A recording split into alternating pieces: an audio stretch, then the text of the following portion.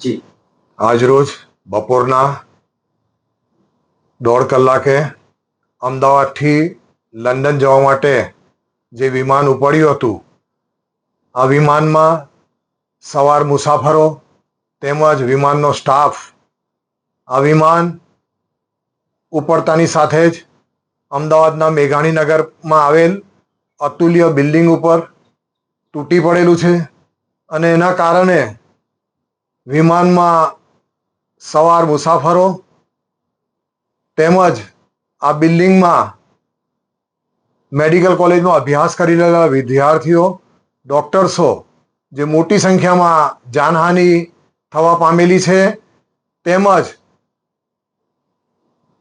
મોટી સંખ્યામાં લોકો ઈજા પણ થયેલા છે.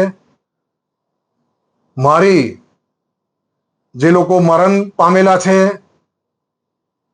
એઓના માટે ઘેરા શોકની લાગણી વ્યક્ત કરું છું, મારી સંવેદના પ્રગટ કરું છું તેમજ મૃતાત્માઓ માટે પ્રભુ તેમના આત્માને ચીર શાંતિ અર્પે એવી શ્રદ્ધાંજલિ અર્પું છું.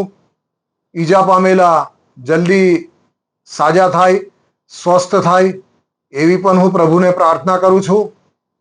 અને આ વિમાનમાં અમારા ગુજરાતના પૂર્વ મુખ્યમંત્રી શ્રી વિજયભાઈ રૂપાણી પણ સવાર હતા અને સમાચાર મળ્યા છે કે તેઓ પણ મરણ પામેલા છે. એમના માટે પણ હું હૃદયપૂર્વકની શ્રદ્ધાંજલિ વ્યક્ત કરું છું.